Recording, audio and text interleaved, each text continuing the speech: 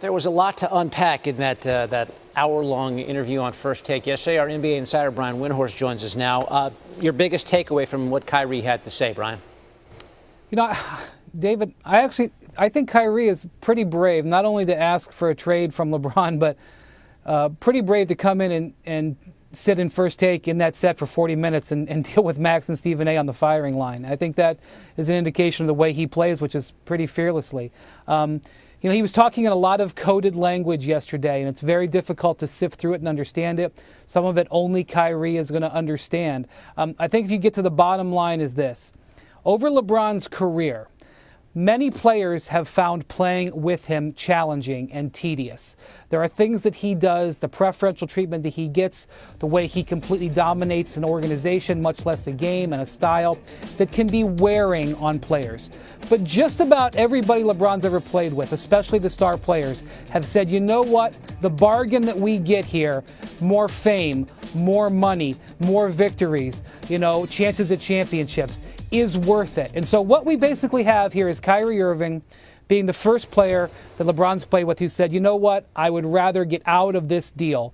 And I think it was inevitable that Kyrie Irving someday was going to raise his hand and say, I'm ready to be away from LeBron. Some people you talk to say it's a miracle that it lasted 3 years. Other people you talk to would say maybe Kyrie should have stuck in the deal a little longer. But bottom line, that's what you get. Kyrie Irving wanted out of the deal of playing next to LeBron. He wants out of the deal perhaps for his career or for how he likes to play.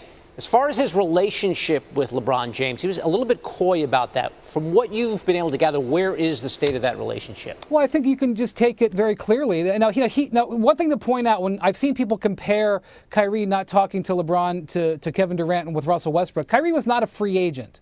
So it wasn't a matter of him making a choice about where he was going to go and knowing what the timing on that was going to be. So it's not apples to apples on that. But the fact that Kyrie didn't, communicate with LeBron, especially the two of them had a successful run together, I think is revealing about where their relationship is. What I would say is, just in June, Kyrie was talking very glowingly about playing alongside LeBron, and in July he demanded a trade and did not communicate with him. So, is it that he was not being truthful in June, or did something happen in between June and July that affected their relationship, or is it something else that we don't know about? I think just like with Shaq and Kobe, this is going to be a developing story over the next decade. This is going to be something that gets talked about. And out of everything Kyrie said yesterday, one of the things that I found curious was his apparent surprise that this was such a big deal, that he described as madness.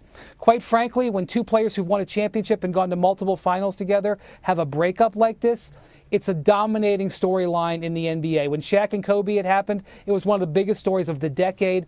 This is going to be one of the biggest stories of this decade. It's going to continue to be told depending on how they do apart from each other in the future. It's a thing. It's definitely that.